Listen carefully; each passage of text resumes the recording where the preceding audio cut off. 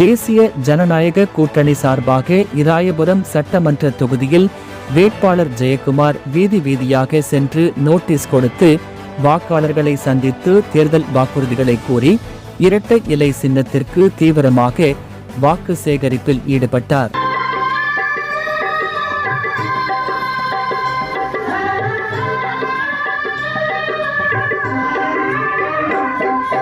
அன்னமிட்டு அன்பு காட்டி அரவணைத்து செல்லுவதில் அம்மாவுக்கு நிகர் எங்க அம்மாதா.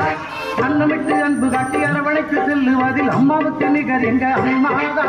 பாசத்தோடு மக்களையே நேசிப்பதில் சிறந்தவர் அம்மாவுக்கு நிகர் எங்க அம்மாதா. பாசத்தோடு மக்களையே நேசிப்பதில் சிறந்தவர் அம்மாவுக்கு நிகர் எங்க அம்மாதா. அம்மாவுக்கு நிகர் எங்க அம்மாதா. பூமி உள்ளவரை எங்கம்மா புகழே நிலைத்திருக்கும். ஆட்சி இருக்கும் போதெல்லாம் நாங்கெல்லாம் எம்எல்ஏ மந்திரம் போலீஸ்ல தலையிட மாட்டோம். ஆனா உங்களுக்கே தெரியும் நம்ம தொகுதி கவுன்சிலர்ஸ் எல்லாம் எப்படி எல்லாம் திமுக கவுன்சிலர் அவங்க அட்ராசிட்டிஸ் அவங்க பண்ணாங்க, சிறைக்கெல்லாம் போயிட்டு வந்தாங்களோ அவங்களுக்கு தெரியும். அவங்களுக்கு அதுவும் பல எதிர்கட்சி நிர்பந்தம் பண்ணதுல தான் சிறைக்கு போயிட்டு வந்தாங்க. அந்த மாதிரிதான் ஒரு தேர்ந்தெடுக்கப்பட்ட ஒரு 5 வருஷமா இருந்தவர் கூட அவரை பொறுத்தவரை ஒரு ரியல் எஸ்டேட் வியாபாரி. உதாரணத்துக்கு பாத்தீங்கன்னா நம்ம இது இருக்கு பாருங்க, அவருடைய ஐட்ரீம் தியேட்டர். இந்த ஐட்ரீம் தியேட்டருக்காகவே ஒரு ஏசி பஸ் ஸ்டாண்ட் போட்டார் அவரு. நான் என்ன சொல்றேன், ஏசி பஸ் ஸ்டாண்ட் எல்லா இடத்துலயும் போட வேண்டியதானே? ஏன் அது ஐட்ரீம் தியேட்டருக்கு வர்றவங்க ஏசி பஸ் ஸ்டாண்டா? அப்ப ஊரா மூட்டு நெய் என் பொண்டாட்டி கைன்ற மாதிரில இருக்கு. அது மாதிரி மக்கள் பணத்தை எடுத்து அவருடைய பஸ் ஸ்டாண்டுக்கு ஏசி பஸ் ஸ்டாண்டு அவருடைய தியேட்டருக்காக. சரி, பஸ் ஸ்டாண்டு நீங்க போட்டீங்க, யாருடைய பார்த்து அழிச்சீங்க? நீங்க அழிச்சது நீங்க காமராஜர் பூங்காவை, அவ்வளவு பெரிய லென்த்ல இருந்த பூங்காவை சுருக்கிட்டீங்க. நீங்க காமராஜர் பூங்காவை அழிச்சு ஒரு ஏசி பஸ் ஸ்டாண்ட். அதுல இன்னொரு விஷயம் சொல்றாங்க, அந்த ஏசி பஸ் ஸ்டாண்டுக்கு பின்னாடி ஒரு வடநாட்டருடைய நிலம் இருக்காது. அது கேட்டிருக்காரு, ஏன்னா அவருக்கு தொழிலே ரியல் எஸ்டேட் தான். அவருக்கு கொடுக்கணும் போது உனக்கு வழியே கிடையாது அப்படின்னு சொல்லிட்டு பஸ் ஸ்டாண்டை கட்டிட்டாராம். நான் ஒரு உதாரணம் சொல்றேன். அதனாலதான் இன்னைக்கு பாத்தீங்கன்னா அந்த கட்சியில சீட்டே கொடுக்கல அவருக்கு. அது அவங்க உட்கட்சி பிரச்சனை. உட்கட்சியுடைய இது விவகாரம், அதெல்லாம் தலையிடு இருக்க. ஆனா நீங்க யாருக்கு வேணாலும் கொடுத்துருங்க. ஆனா மக்களை பொறுத்தவரை ஒண்ணுட்டாங்க, அப்பதான் நமக்கு எப்போதும் ஜெயிக்குமா தானே தேவை. ஏன்னா அவரால் எந்த தொந்தரவும் கிடையாது. வியாபாரிகள்ல இருந்து, அப்புறம் ரியல் எஸ்டேட் பண்றவங்கல இருந்து, அப்புறம் நடுத்தர வர்க்கத்துல இருந்து, ஏழை மக்கள் இருந்து எல்லாமே நிம்மதி இருந்தது. அடிப்படை வசதி கிடைச்சது, நலத்துக்கு உதவிகள் கிடைச்சது. அவரும் முடிஞ்சவரை நேரடியான உதவிகள் செஞ்சாரு.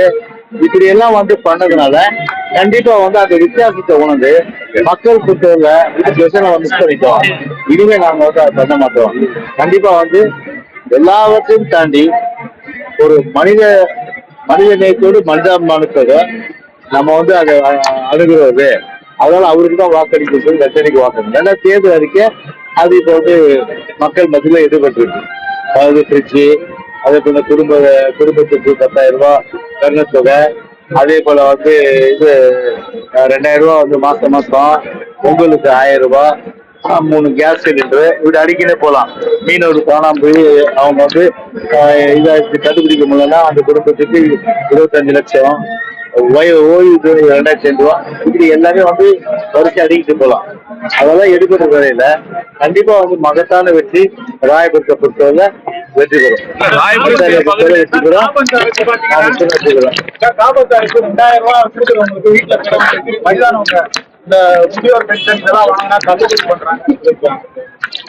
அவங்க அதான் சொல்றேன், முதல்ல 2 கோடி பேருக்கு சொன்னாரு. 1000 ரூபாய் 2 கோடி பேருக்கு கொடுத்தாரா? உடனே கொடுக்குறாரு. கொடுத்தாரா? கொடுக்கல. அந்த மாதிரி சொல்வது ஒண்ணு செய்வது ஒண்ணுதான். ஆனா எங்களை பொறுத்தவரை பாத்தீங்கன்னா கருணை தொகை எல்லாம் குடும்பத்துக்கு கொடுப்போம். அதனால அவங்க எல்லாமே ஃபில்டர் பண்ணி தான் கொடுத்தாங்க. யாருக்கும் 1 கோடி பேருக்கு அதுவும் 2 வருஷம் போட்டு கொடுத்துட்டு அதுக்கப்புறம் 35 லட்சம் பேர் கொடுத்தாங்க. 2 கோடி பேர் கொடுக்க வேண்டியதானே? வெயில் பஸ் அடிக்கலையா? வெயில் இப்பதான் அடிச்சுதா? வெயில் அடிச்சதுனால 3000 ரூபாயா?